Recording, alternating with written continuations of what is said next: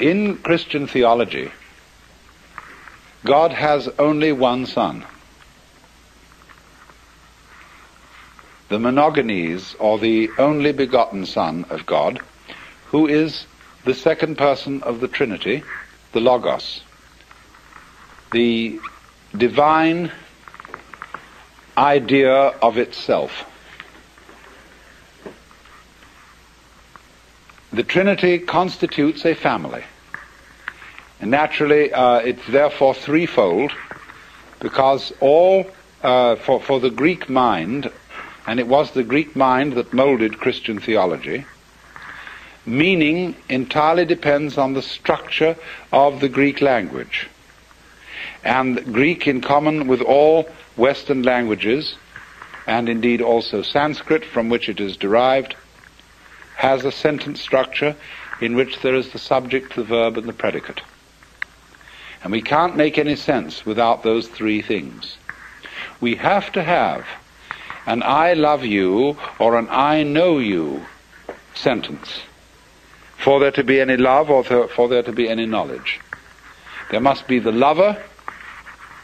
The lover can't love without having a beloved, and the lover doesn't relate to the beloved without the relationship of love between them. So there you have the subject, the predicate, and the verb. And so naturally, in Greek ideas, the very inner nature of reality of the Godhead itself must be threefold, following the structure of Greek thought and Greek grammar. So,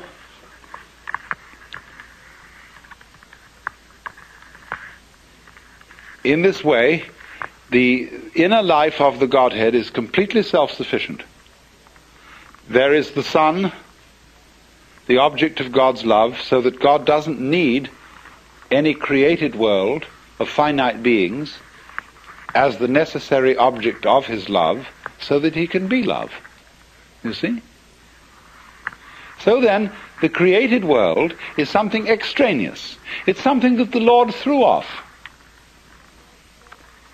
in a fit of exuberance. And although it is very much beloved by him, he doesn't in any way depend on it. He, in a sense, fathered it, but he fathered it out of nothing. It had no true mother. And so, in a way, it's an orphan. And the relationship between the Creator and the creature in popular Christianity has always been the relationship between the king and the subject. And the relationship between the king and the subject is very, very estranged, because the king, in the archetypes of kingship which existed in the Near East in ancient times and upon which this theological imagery was originally modeled, the king was really afraid. He always appeared in the throne room with his back to the wall. He didn't stand in the middle of his people and say, and look around at everybody like that. He stood with his back to the wall like this. It's funny how all altars, Buddhas and things, have their backs to the wall, because there you can't be stabbed. And you have your guards and your henchmen on either side of you. And all the people prostrate themselves, because that way you can watch them all. They can't see you and you can see them. So you're safe. And that's the imagery, you see, which has given us our Western conception of God. Of the Father, whose children have become a little bit too much for him. He's had too many. And they have to be kept in their place. And so he's a little bit frightened. And so the rules are set up. You just do so and so and so and so. And you must feel grateful for having been fathered. You're a miserable worm. And therefore, inwardly, because without me you might not have been. You owe everything you have to my having produced you. And you are a debtor. And because you are debtor, you have a duty. Duty is the same word as debt, debit. You owe life to me who produced you, although I won't admit I had a great deal of fun doing it. And so you must all crawl. Now, you see, that conception of our relationship to reality has been the popular idea for centuries in the Western world. So that you never really knew where you stood with the authority. Because the authority gives you the impression that you are so bad intrinsically that at any time you ought to be punished and eaten up. And it's only a matter of mercy that you're not being eaten up.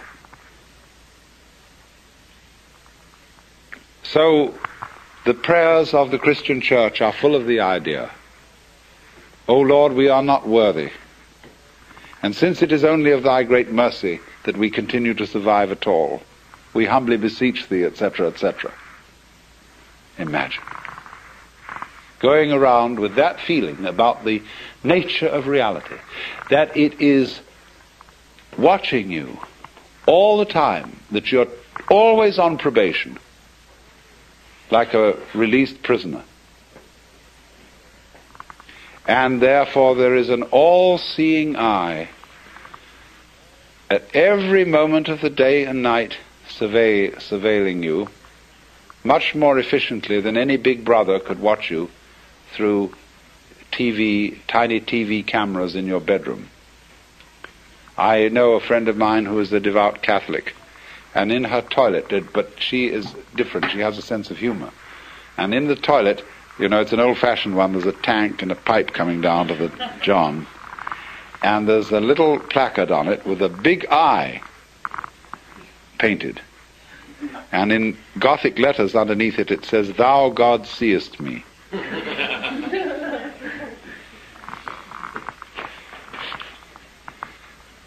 So always, everywhere, according to this mythology, there is the eye of the paternal judge watching you.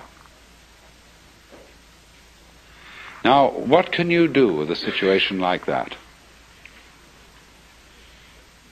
If that's the way things really are, you don't know whether this Lord has a sense of humor, and whether you can say to him, hey, look, don't take such an advantage of me like that. Turn down that light a little. Close off your eyes sometimes. You don't need to be all that particular. You know I can't do anything to you. I can't knock you over. Why do you need to bug me all the time? The sort of attitude is too much. And so people couldn't stand it. You know, 600 years of it was enough. And it became intolerable. Really intolerable. Because everybody knew they were sinners, and that they were doing all the things against the rules in the book, and nobody could possibly put up with it. So the only thing they could do to relieve themselves of this horrible father figure was to make out that the universe didn't have a father at all.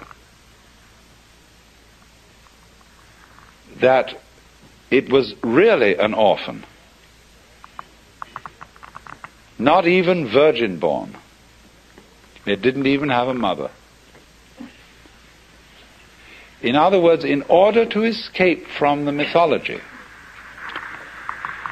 of a conception of ultimate reality, which was much too intelligent and much too nosy, people had to invent a conception of the ultimate reality that was completely banal and dead.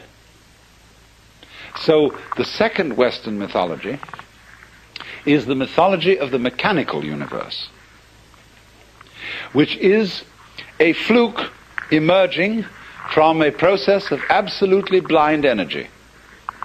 And you must notice the language in which the great thinkers of the 19th century thought about the world.